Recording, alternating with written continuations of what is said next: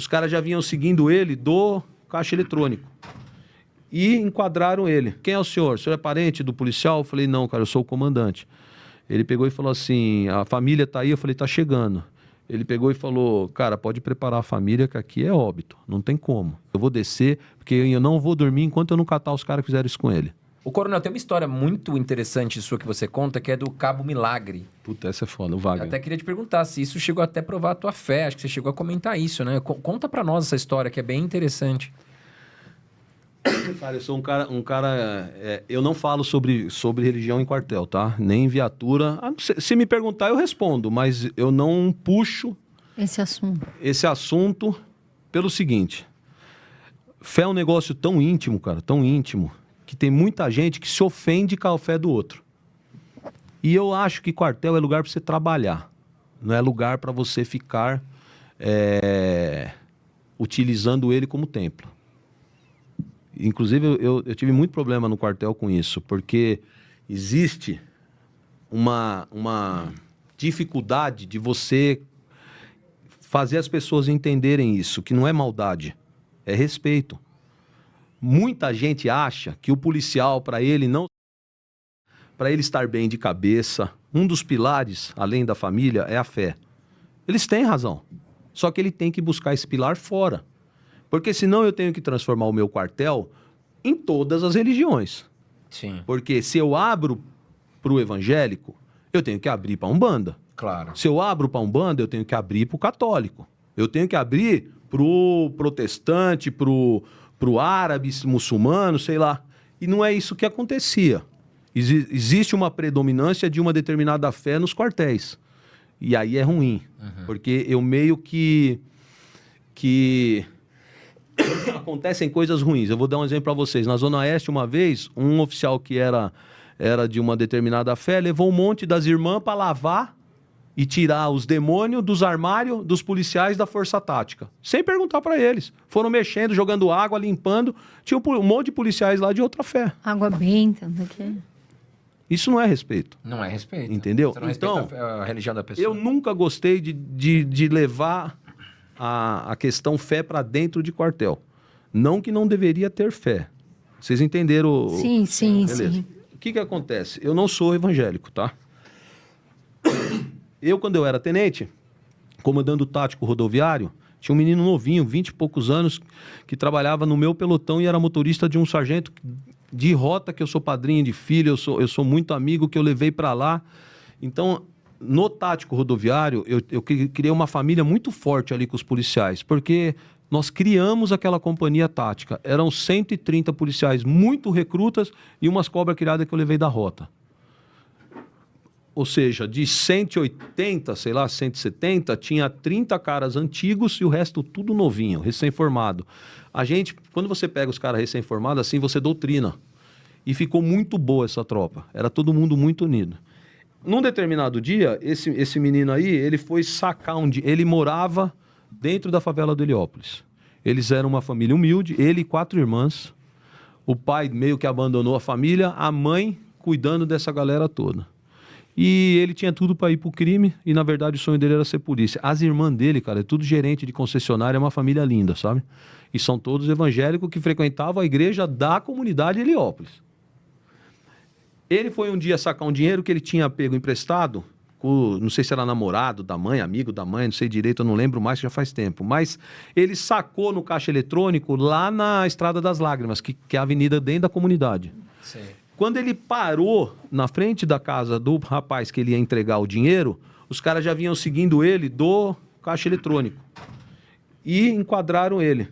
E ele tomou, se eu não me engano, 5 tiros, tudo encostado na cabeça. Nossa. Tanto que ele narra, por isso que chama muita atenção. Quando eu levo ele comigo no podcast, ele narra como foi, cara, é aterrorizante. Ele se agarrou num portão, ele já tinha perdido a placa encefálica e o cérebro dele foi caindo, escorrendo tudo na cabeça dele, ele segurando. Meu Deus. Ele perdeu 36% de massa encefálica. Ele foi socorrido e deu entrada no Heliópolis. Quando ele deu entrada no Heliópolis, avisaram que tinha um policial rodoviário baleado no Heliópolis. E a gente sempre trabalhou com o rádio rodoviário e o rádio territorial. Quando bateu ali, putz, é um dos nossos. Já liguei pro Copom, falei, ô Copom, quem que é esse polícia baleado aí dentro da comunidade? Ele falou assim, ó, o comando, foi socorrido, eu ainda não sei o QRA, é o nome. Eu falei, levanta pra mim com uma certa. Bom, acabamos levantando, era o Wagner, nosso. Corremos pra lá. Quando a gente chegou lá, eu fui pro PS de Heliópolis, eu já subi e fui pro centro cirúrgico neuro. Quando eu tô lá, vem o neurocirurgião dele. O cara falou assim, quem é o senhor? O senhor é parente do policial? Eu falei, não, cara, eu sou o comandante. Ele pegou e falou assim, a família tá aí? Eu falei, tá chegando. Ele pegou e falou, cara, pode preparar a família que aqui é óbito, não tem como. Eu não declarei o óbito ainda, não vou falar dessa forma para a família, até por uma questão ética e respeito, mas não tem condição. Eu nunca vi uma pessoa perder tanta massa encefálica e sair viva. Sim. Eu fiz a cirurgia, tentei diminuir a pressão, mas assim, o estrago foi muito feio, muito feio. Então prepara a família para ser forte e correr atrás do que precisa correr. Nisso eu olho e tá vindo a irmã dele, a Rô. Aí a Rô chegou, se eu não me engano é mais velha. Ela veio, oi, Paganoto, eu já conhecia a família. Eu falei assim, Rô, vocês têm que ter força, meu. O Wagner tomou vários tiros na cabeça, perdeu muita massa encefálica e o médico falou para mim que para vocês prepararem a mãe, as irmãs, tudo aí que a coisa é feia. Ela botou a mão no meu ombro e falou assim, não, Paganoto, você não entendeu, meu irmão vai sair daqui andando. Aí eu falei assim, meu, será que ela tá em estado de choque? Eu falei assim, não, Rô, deixa eu falar, você é a mais forte da família. Só tem você. Se você entrar nessa agora, vai desabar todo mundo. Então faz o seguinte, meu, mantenha a cabeça, depois você chora, mantenha a cabeça e entende, meu, foi muito grave. Ele perdeu 1/3 do cérebro. Uhum. Ele tá sem a caixa. Não vai, Rô. Ela pegou e falou assim, Paganoto, entenda uma coisa, eu tô te falando sobre fé. Meu irmão vai sair daqui andando. Aí eu pensei na hora assim, pô, ela deve estar em choque, não é possível. Falei, bom, minha parte eu fiz, e agora deixa eu te explicar uma coisa, eu vou descer, porque eu não vou dormir enquanto eu não catar os caras que fizeram isso com ele. Aí ela falou, então vamos descer. Quando eu cheguei no térreo, tinha umas 40, 50 mulheres num círculo enorme, tudo de mão dada, a mãe dele no meio, elas estavam fazendo uma oração muito alto, muito alto. E eu lembro de eu olhar aquilo e me arrepiar inteiro, cara. Eu falei, caraca, mano, na porta do hospital, fizeram uma igreja aqui. Uhum. Na porta do hospital. E ela me deu tchau, a Rô, e entrou na roda. E eu saí e fui caçar os caras. E nós pegamos 3 dos 5 naquele dia. Nós fomos buscar a gente em Mongaguá. Nossa. Porque ele baleou um. E um que ele baleou, o sangue foi fazendo um rastro. E nós chegamos até uma casa na comunidade. Nessa casa, nós conversamos com a devida capacidade de persuasão, que aí essas pessoas falaram pra gente que eles tinham sido socorridos pro litoral. Por sorte, pelo policiamento rodoviário, o batalhão ser muito grande, a área de jurisdição, o litoral era a minha área. Eu já mandei umas barcas descer pro litoral. No hospital de Mongaguá tentaram esconder, porque a enfermeira era parente do ladrão. Ela tentou desbaratinar, mas a gente era bom de persuasão. Conseguimos arrancar de dentro do PS. Caraca. Foi o bicho aquele dia. Mas pegamos, cara. Viramos 1 dia e meio na operação até pegar. Bom, pegamos esses caras. Aí, meu... Cara, aí começa um negócio terrível, cara. Porque, assim, pra você ter uma ideia, eu precisava deixar a tropa cuidando dele, porque o Hospital Heliópolis é no meio da comunidade. Tinha o risco dos caras entrar pra matar ele, pra finalizar ele, entendeu? Então eu tinha que manter tropa ali. E como eu mantinha a tropa ali, eu ia constantemente fazer a visita pra ver se os policiais que estavam na segurança estavam bem, pra comunidade ver que as barcas colavam lá e pra ver ele.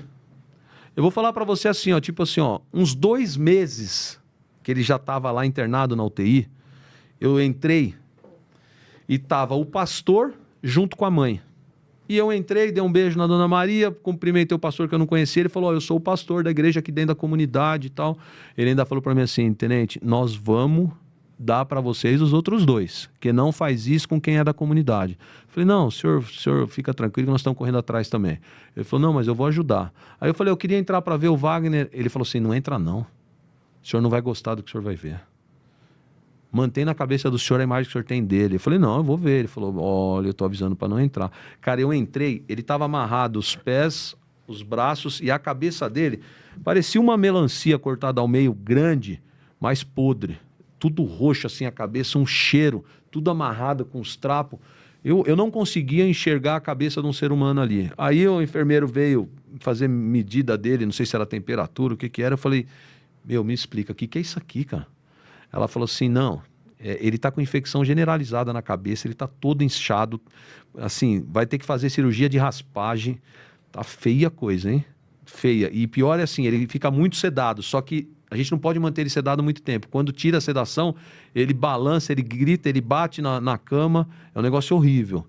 Eu falei, meu Deus, eu pensei comigo naquele dia, eu falei assim, meu Deus, tinha que levar, cara. É muito sofrimento, muito feio. Saí, eu falei assim, nossa, dona Maria, que coisa horrível, né? Que desgraça. Ela falou pra mim assim, Paganoto, Deus vai cuidar do meu filho e ele vai sair daqui andando. Falou igual o Arro. Aí eu falei, tomara, né, dona Maria? Aí saí.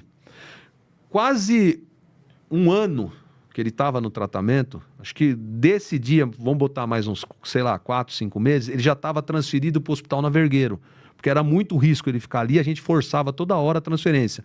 Quando foi possível a transferência por questão médica, ele foi para o Vergueiro. Eu fui visitá-lo no Vergueiro, porque eu visitava ele toda semana. Quando eu fui visitá-lo no Vergueiro, a mãe dele estava chorando. Eu nunca tinha visto a mãe dele chorar, nem no dia, porque ela só orava. Aí eu cheguei e falei, dona Maria, que foi? Ela falou, lê isso aqui, Paganoto. A hora que eu fui ler, era basicamente assim, ó. Ele vai fazer uma nova cirurgia que vai deixar ele vegetativo ou morto. Nossa. Ela falou, como é que eu vou optar desse jeito? E o médico com a prancheta esperando ali, ela assinar. Aí eu virei pra ela e falei, eu não sabia o que falar, né, meu? Eu virei pra ela e falei assim, dona Maria, eu não entendi nada agora. Ela, por quê? E toda chorando. Eu falei assim, a senhora foi a única pessoa que eu vi ter fé em todas as coisas ruins que eu vi até agora. Agora a senhora perdeu a fé? Ele não ia sair daqui andando? Ela se enxugou, fez assim, ó. Nossa, Paganoto, você tem razão. Catou a prancheta, assinou, falou, pode fazer a cirurgia no meu filho. Eu saí de lá e falei, puta merda, se ele morrer nessa cirurgia, essa mulher vai me odiar. Uhum. Pois ele fez a cirurgia, ele começou a melhorar. Tipo, uns 2 meses depois, eu fui fazer a visita, ele já estava retomando consciência. Só que se olhava para ele, assim, a cabeça dele era um pino de cabeça, assim, o resto aqui era um buracão fundo. Ainda eu cheguei lá, a mãe dele estava... Teve um dia que eu cheguei, ele estava já consciente, só que todo amarrado. Ele falou, ô chefe, tudo bem? Todo zoado. Ele perdeu o lado esquerdo, acho que é o lado esquerdo todinho. Então, até para falar, todo zoado. Ele falou, ô chefe, tudo bem? Que você veio ver um cara que nem eu aqui, tô todo fudido, eu não sei nem o que eu tô fazendo aqui, não devia nem estar vivo. Olha só, não tenho cabeça e não tô mais funcionando aqui. Aí, tipo, apontou assim, sabe? Eu falei, ô Wagner, isso é de menos, calma, é que você tá em tratamento, a mãe dele, calma. Então, ele sempre foi um cara com muito humor, sabe? Sim. Mas inexplicável. Veio gente da Alemanha, dos Estados Unidos, vieram três delegações de neuro de outros países entender como que ele ainda enxergava, falava, mexia ao lado direito com aquela perda toda. Bom, para a gente não estender mais, só para você ter uma ideia, hoje, esse cara entrou com ação para voltar a trabalhar, porque a PM aposentou ele se revoltou, não queria aposentar. Ele chegou a trabalhar no batalhão rodoviário, na parte administrativa, óbvio, porque ele não consegue correr mais, ele tem dificuldade de locomoção, mas ele punha o bibico da PM para tampar o buraco. Enquanto tem um monte de polícia vagabundo que fica arrumando pretexto para não trabalhar, atestado médico por qualquer coisinha, esses caras me deram um exemplo de vida, cara, que eu não consegui depois ficar passando a mão na cabeça de vagabundo, de cara que não gosta de trabalhar. Sim. O cara, sem cérebro, sem cabeça, entrando com ação para poder trabalhar. Ele falava para mim assim, ó, todo zoado, chefe, eu ainda vou passar na academia ou vou ser juiz. Eu falava, Wagner, eu não duvido de mais nada, cara. Não duvido de mais nada. Pois ele depois conseguiu botar a placa de titânio na cabeça. Ele começou a fazer faculdade de Direito. Ele foi até no programa do Ratinho, o Milagre. Bom, só que ele tem uns problemas. Para você ter uma ideia, ele anda com uma máquina na perna que ele controla o choque. No celular. Ele aumenta o choque, a perna faz assim, ó. É assim que ele anda. Então ele dá o choque, ele dá o passo, dá com o outro. Dá o choque, ele dá o passo, dá com o outro. Sorri. Ele conseguiu casar com uma mulher da igreja que é fantástica, a Nara. Eles tiveram uma filhinha que está com 3 anos e pouco. E aí eu falo para você que é a presença de Deus o tempo todo. Esses dias eu levei para fazer um podcast, faz uns 5 meses.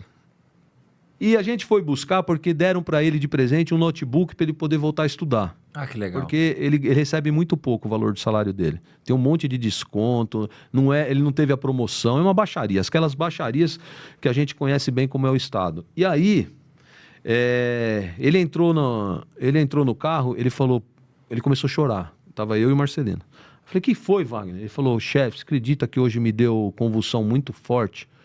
E eu precisava tomar o meu remédio, é o remédio do louco. Eu, como assim remédio do louco? Ele falou, chefe, eu tenho uma caixa enorme que eu tomo uns 40 remédios por dia. Só que tem um grandão que é o para controlar a epilepsia, o ataque. E a minha filha de 3 anos e meio, quando eu estava no chão, gritando de epilético, foi lá, pegou, botou na minha boca, botou a mão na minha cabeça e começou a fazer uma oração. Você acredita? Meu Deus do céu. Ai, eu que sou pai, cara, tenho uma filha de quase 3 anos. Se você assistiu, Isso aí me quebra. se você assistiu o podcast, um pessoal de Sorocaba assistiu o podcast e deu um carro para ele. Puta, que legal. O pessoal da cara. igreja. Porque ele precisava levar a filha na escola e ele anda tomando choque na rua para levar Que a menina. legal. Porque a esposa dele trabalha é auxiliar de atendimento num hospital. Aham. E aí deram o carro.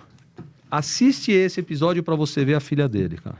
A filha dele, ele sentou no chão e começou a chorar, agradecendo o carro que ele ganhou do pessoal da igreja. A menina vai nele, bota a mão na cabeça e fala, calma, pai. A menina é desse tamanho. Então é assim, ó, por que ficou conhecido esse negócio do milagre? Porque apesar de eu não ser batizado na fé deles, eu não tenho dúvida do que aconteceu ali.